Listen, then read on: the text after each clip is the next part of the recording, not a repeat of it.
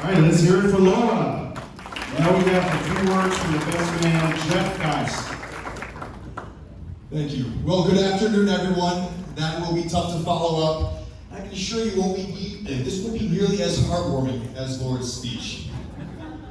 As previously mentioned, my name is Geoff Geist, and I'm honored to be the best man today. I'm also very honored to now preside over the only 5 minutes of today that Carrie did not plan. First things first, I'm glad we were all able to make it here to Toledo. You know, when I first heard about this, it wasn't exactly my idea of a destination wedding.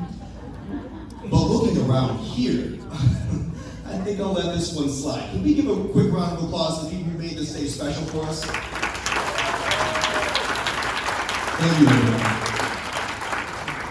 But keeping on that idea, it's strange to think that in spite of the craziness of COVID and the hassles of planning this, the perfect place for this wedding would be in the Toledo area. Or, sorry, this is a 1-year celebration because, pandemic or not, Luke wasn't going to be social distancing from Carrie for too long. I've known Luke and Carrie for a few years now, and actually, I knew Carrie first. As it turns out, as Laura mentioned, Carrie used to go to my church, Highland Park Baptist in Southfield, and she was in the process of looking for new churches when she happened to find a Facebook event for Christians that I was hosting.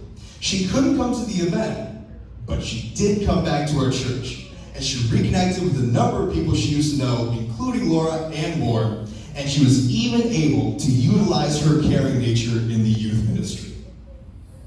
Then, she starts bringing this Luke guy around the church. Turns out he would fit in pretty well too.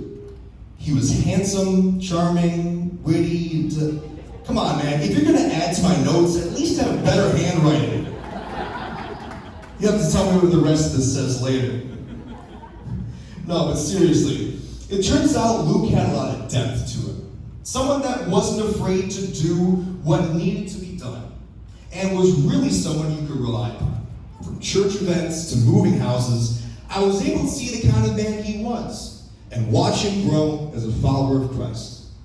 He's intentional, and that's rare. And I think pretty much everyone in this room knows that no matter what his day's been like or what he's going through, he always makes you feel important whenever you talk to him. For me, the biggest moment that showed what Luke was all about was right when the pandemic hit. I, like many other people who made the brilliant decision to major in advertising at Michigan State, had my job coronafied. Here comes Luke, offering me a job with him and his dad, doing fund accounting software in Ann Arbor. Now, it was the last place I expected to find myself, especially in the midst of a global pandemic. But Luke was very patient with me as I learned the ropes of both fund accounting and the fast food scene in East Ann Arbor. And yes, that is the best Taco Bell in the world. I'll still never fully understand fund accounting. Sorry, George. Or I'll never understand how his blood type isn't Mountain Dew. But Luke rushing in to help when I was in need was the only takeaway that really matters. So from wedding venues to churches to careers, I think we're seeing a theme here. With Luke and Carrie, it seems like the Lord likes to throw a little curveball at us. And it turns out way better than we could have planned. So I've chosen 2 verses for today. The first feels a little cliche, but as we've seen over the past year, a little consistency is much needed. And hey, the verse is pretty relevant too. It's Romans 8:28. And we know that for those who love God, all things work together for good, for those who are called according to his purpose. And second, James chapter 1, verses 2 through 3. Consider it pure joy when you face trials of many kinds, because you know that the testing of your faith develops perseverance. Marriage isn't easy, as I'm sure you two have learned over the past year.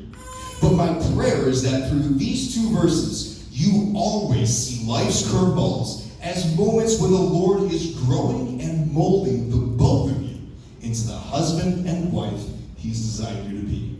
Because hey, the journey to get to this day has been way curvier than anyone had planned. but I speak on behalf of everyone in this room when I say we can't wait to see the God-designed good that's in store for the both of you. So everyone, please, grab your glasses and join me for a toast to brighter futures together, no matter what life throws at us.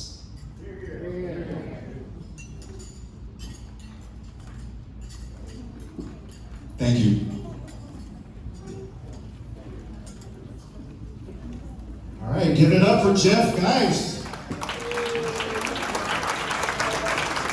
And now, we have a special